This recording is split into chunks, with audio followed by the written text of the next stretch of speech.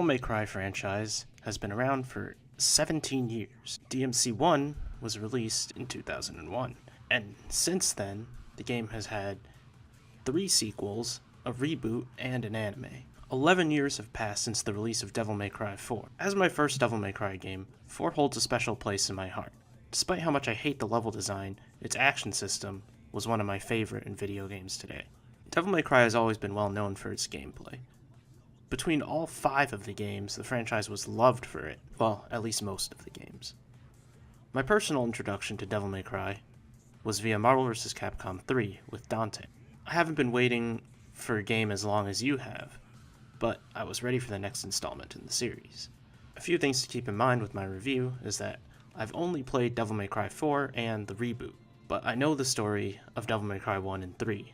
A little hazy on 2, and I don't really know the anime. In the aspect of the story, I will be giving a score based on my point of view and one without my nostalgia.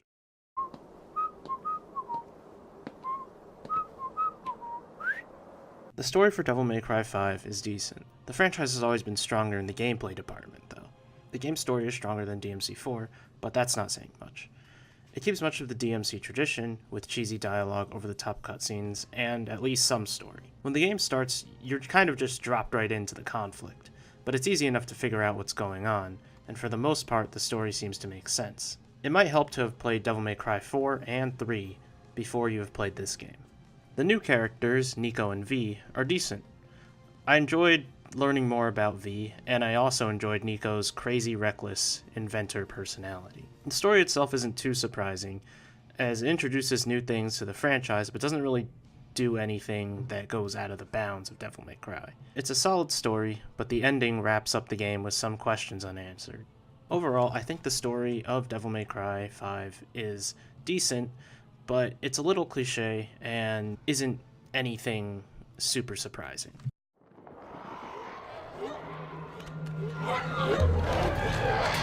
What the hell? Shoot! We're all here for the gameplay, and it delivers a stylish, smooth, and satisfying experience. The gameplay is the best I've experienced in an action game to date. The bar for entry is set low, so anyone can pick up the game, and the ceiling is so high that people can still do all sorts of crazy stuff. For your first playthrough, you can either select easy or normal difficulty. The harder ones are locked off.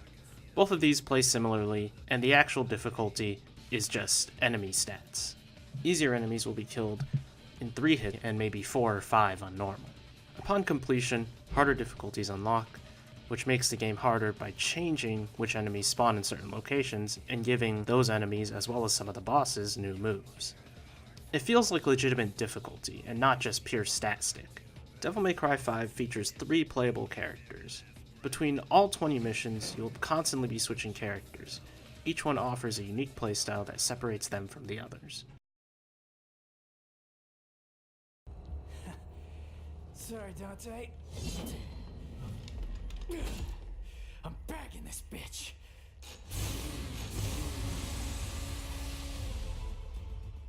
The main focus of the game is Nero.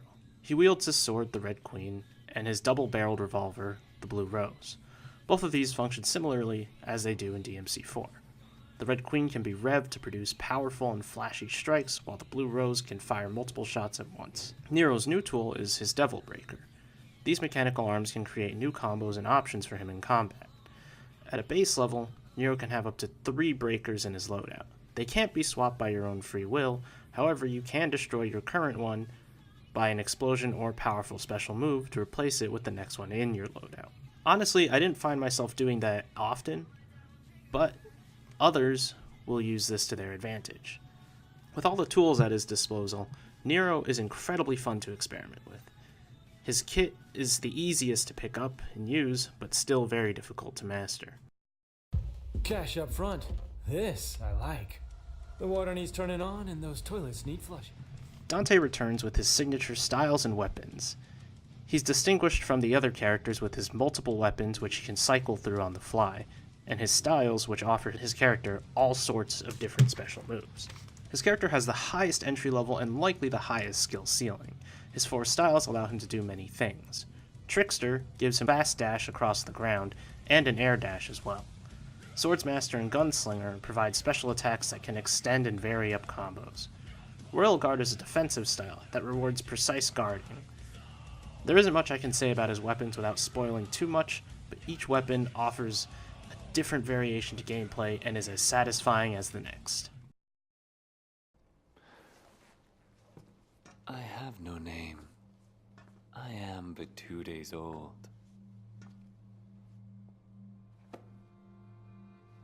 Just kidding. You can call me V. V is a new playable character. His playstyle is much more about positioning than the other two characters. V isn't much when it comes to physical strength. Instead, he uses his pets to deal damage. Shadow and Griffin are player-controlled, to some extent. Shadow does close-range attacks, while Griffin fires electric shocks from afar. Both of these two can be incapacitated if they take too much damage.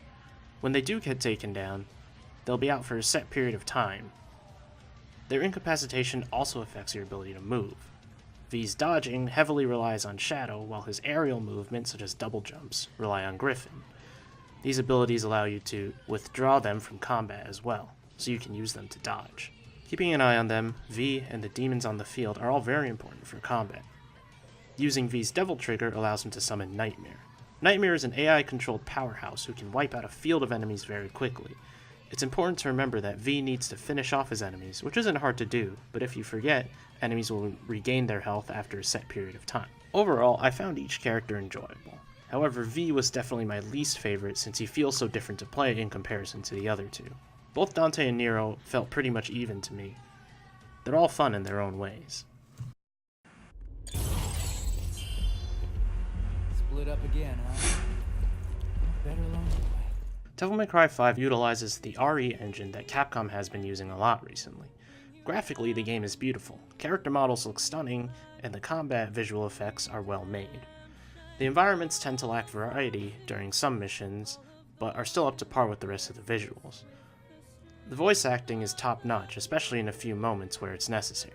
The music is pretty enjoyable. In terms of character themes, I think Nero's Devil Trigger is the most memorable. V and Dante have memorable themes, but Devil Trigger stands out the most. The soundtrack is overall pretty good, but it gets even better when the music syncs up with your gameplay performance. Hey, Psycho! Watch the merchandise! Hey, stop bitching and take cover. Devil May Cry 5 is the best action game I've ever played. Despite its short story, coming in at about 10.5 hours on normal, I really enjoyed the game and will continue scaling up to higher difficulties.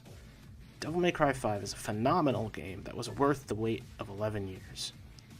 And I'm happy to say it will take a lot to top the gameplay of this game for me.